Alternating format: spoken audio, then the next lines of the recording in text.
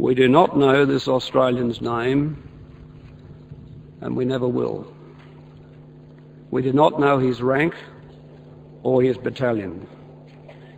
We do not know where he was born or precisely how and when he died. We do not know where in Australia he had made his home or when he left it for the battlefields of Europe.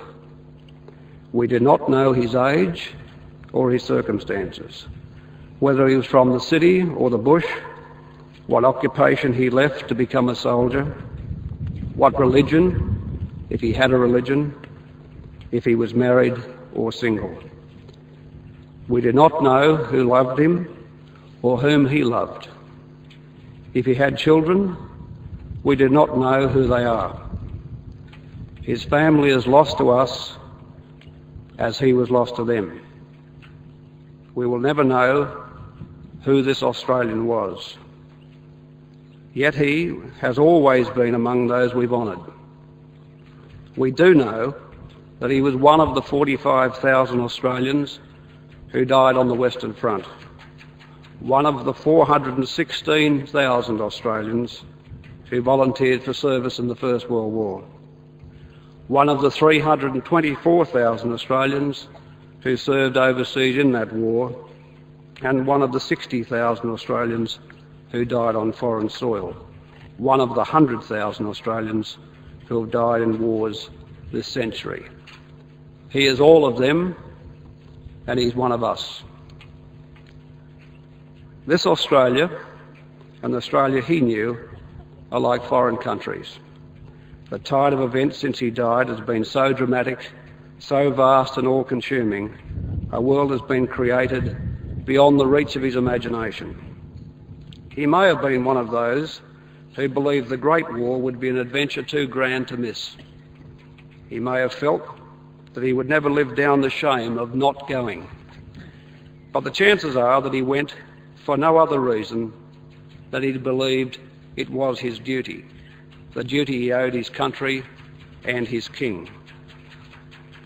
Because the Great War was a mad, brutal, awful struggle distinguished more often than not by military and political incompetence, because the waste of human life was so terrible that some said victory was scarcely discernible from defeat, and because the war, which was supposed to end all wars, in fact sowed the seeds of a second, even more terrible war, we might think that this unknown soldier died in vain.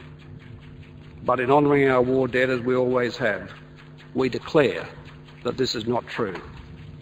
For out of the war came a lesson which transcended the horror and tragedy and the inexcusable folly.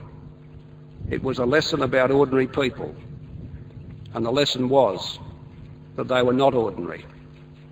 On all sides, they were the heroes of that war, not the generals and the politicians, but the soldiers and sailors and nurses, those who taught us to endure hardship, show courage, to be bold as well as resilient, to believe in ourselves, to stick together. The unknown Australian soldier we inter today was one of those who by his deeds proved that real nobility and grandeur belongs not to empires and to nations, but to the people on whom they, in the last resort, always depend.